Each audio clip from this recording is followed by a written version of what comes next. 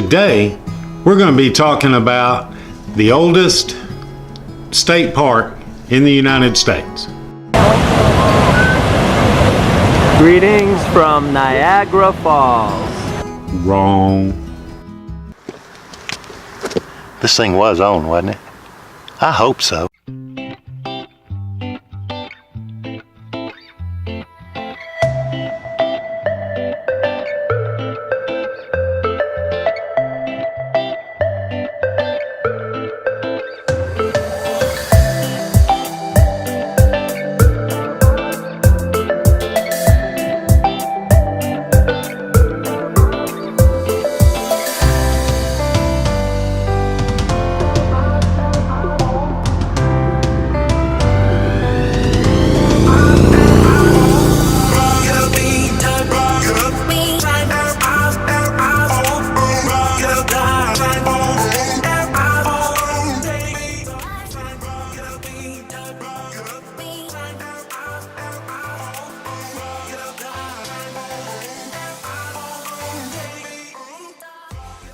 As many of you know, I love our state, federal, and privately owned parks and historic sites. But what's the difference, right? I mean, they're all owned or run by the government, aren't they? Well, in a way the answer is yes, and in a way the answer is no. The privately owned locations are just that, privately owned. A prime example is Fort Chadbourne, just on the outskirts of Robert E. Lee, Texas. And there are several along that line between San Antonio and Abilene, Texas, that are privately owned. They take no state or federal money, which means no one tells them how to run their site. And there's no tax burden on those of us who don't utilize the location. State-owned parks and the like are run by each state and therefore don't use federal money generated from federal taxes. They generally are paid for by entry fees, state taxation, and personal and corporate donations and grants. They typically are not as large as a national park or have as much to offer, but are generally more plentiful. Also, I have found that the state park interpretive rangers are better versed in the history of the locations and their surrounding areas. National parks are generally larger in nature and have way more amenities to offer. The rules are generally tighter, and where you can go within the parks seems to be a little bit more limited. This isn't the case so much with the national forest, however. They generally are paid for from taxation and entry fees. As of 2014, there are 10,234 state park units in the United States. There are some 739 million annual visits to the country's state parks a year, and the NASPD further counts over 43,000 miles of trails, 217,000 campsites, and over 8,277 cabins and lodges across the U.S. state parks. The largest state park system in the United States is the Alaska State Parks, with over 100 sites encompassing 3.3 million acres. Many states include designations beyond the state park title in their state park system. Other designations might be state recreation areas, state beaches, state natural or nature reserves, and some state park systems include long-distance trails and historic sites. The title of the oldest state park in the United States is claimed by Niagara Falls Park up in New York, established in 1885. However, several parks previously or currently maintained at the state level predate it. One such state park is Indian Springs State Park right here in Georgia. For example, has been operated continuously by the state of Georgia as a public park since 1825, although it did not gain the title state park until 1931. In 1864, Yosemite Valley and Mariposa Grove were ceded by the federal government to California until Yosemite National Park was proclaimed in 1890. In 1878, Wisconsin set aside a vast swath of its northern forest as the state park, but needed money, so they sold most of it to the lumber companies within 20 years. Many state parks systems date to the 1930s, when around 800 state parks across the country were developed with assistance from the federal job creation programs, the ones like the Civilian Conservation Corps and the Works Progress Administration.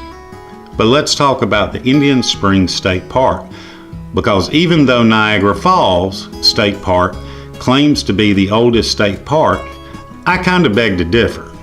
Indian State Park's natural artesian spring has been used by generations of people for its flowing mineral water that some claim to have homeopathic qualities.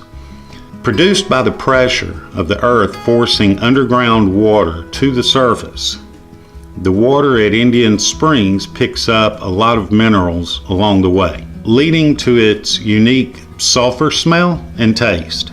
Known to the native Indians long before the influx of Europeans, the area has always maintained a steady flow of people coming to seek healing, collect drinking water, or recreate around this natural marvel. Indian Springs State Park has its origins following a series of treaties between the Creek nations and the United States and the state of Georgia in the 1820s. The Creeks suffered terribly during warfare with the United States in 1813 and 1814, and were facing pressure from a Georgia government that wanted to acquire the remaining Creek lands in the state. The signing of the first Treaty of Indian Springs in 1821, though unrecognized by the federal government, ceded thousands of acres, including what is now Indian Springs State Park. William McIntosh was born in 1778 in Cousetta. His father was William McIntosh, a Scotsman in the British Army. His mom was a full-blooded Creek Indian here in the area. He rose to the rank of chief within the Creek Indian tribes, and in 1825 he entered into a illegal treaty with the U.S. and with the state of Georgia to relinquish Middle Georgia to the U.S. government and to the state government. In exchange, they were going to get a lot of property out west of the Mississippi and $400,000. And out of the money that the Creek Nation was going to get, McIntosh was supposed to get 1,000 acres and $25,000. With that money, he built the Indian Springs Hotel just across the street from the front entrance to the park. At that time, the state of Georgia opened up the territory as a state park. Now, as state parks go, they didn't have that system at the time. They just made it open to the public. The state park system and the national park system didn't come around till years later. But with this treaty and the state of Georgia making it public in 1825, it became the first state-run public area for recreation and etc., essentially a state park in 1825, which leads some people to believe, that myself included, that this is the first state park in the United States. Now, Niagara Falls was the first to become a state park once the state park and national park systems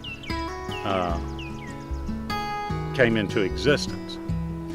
So that's why if you run a Google search, you'll see Niagara Falls as the first state park, but you'll see that Indian Springs State Park predates it back to 1825.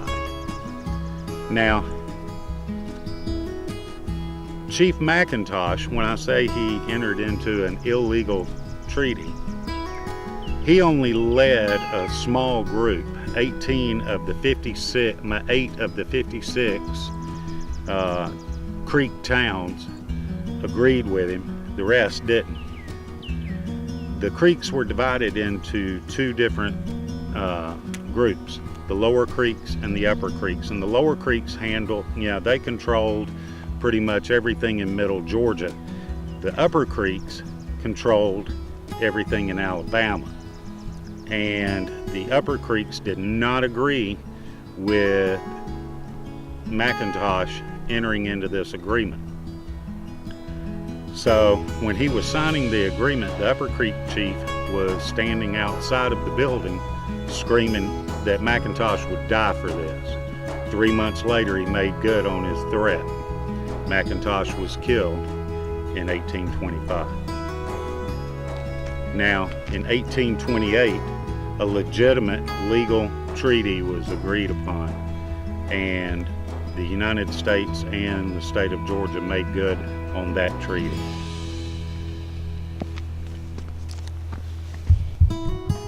Against the wishes of the Upper Creek, that's those Creek Indians living in parts of what's today Alabama, well, McIntosh and his allies signed a second treaty, which sold all the remaining Creek lands in 1825.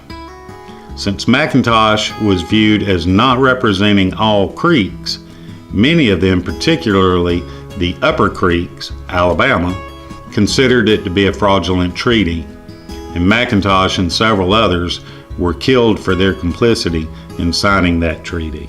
Following McIntosh's death, the Creeks, still under significant pressure, were forced to come to a compromise with United States officials and signed the Treaty of Washington in 1826.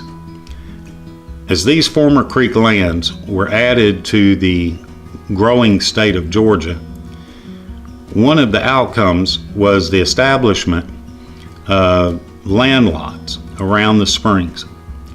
Georgia's government set aside land lot number 1, the area directly around the springs, to be held in perpetuity as a public recreation area, thus making Indian Springs the oldest state-owned recreation area in the country, and at least in my eyes, the nation's first state park. From these early days, the community around Indian Springs grew with the coming of the railroad and public access that brought visitors from all over the country. Resort hotels sprang up, and from the mid-1800s through the early 1900s, a variety of hotels, some as large as 700 rooms, graced the area known as McIntosh and later Flovilla. Thousands flocked to the area, and the tourist industry thrived until changing economic conditions and other factors brought an end to the Gilded Age. Many of the hotels had burned, fell into disuse, or were torn down by the 1920s. And in 1927, just 2 years prior to the stock market collapse, the state of Georgia officially named the property Indian Springs State Park, making it Georgia's oldest state park. The difficulty of the Depression gave rise to President Roosevelt's New Deal and the development of the Civilian Conservation Corps, or the CCC. Company 459 of the CCC came to Indian Springs, and the CCC boys built the stone structures that still grace the land around the spring today.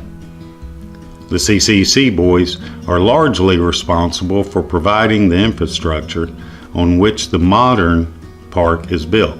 In the years after World War II, as camping became a national pastime with the creation of the interstate system and more affordable travel, Indian Springs again became a destination stop. A campground was constructed, and the park's lake was built in the 1950s. Throughout the years, cottages came online and other recreational amenities were added. In the 1990s, the park acquired the home Idlewild, and it was restored and is in use as the park's office and visitor center. Indian Springs is currently a perennial favorite for campers, cottage guests, and those who still come to collect water from the artesian spring, and Idlewild and the Indian Springs Hotel are both listed on the National Register of Historic Places.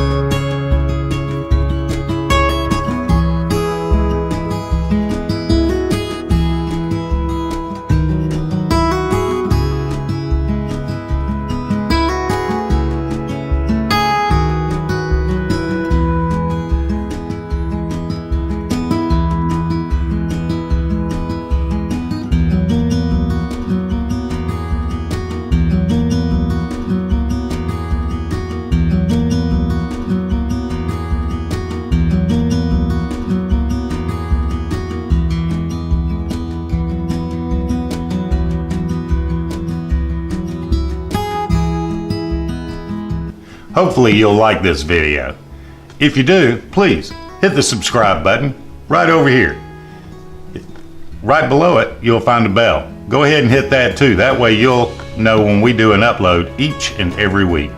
Remember, every trip starts with a step, and that step, well, it starts with you.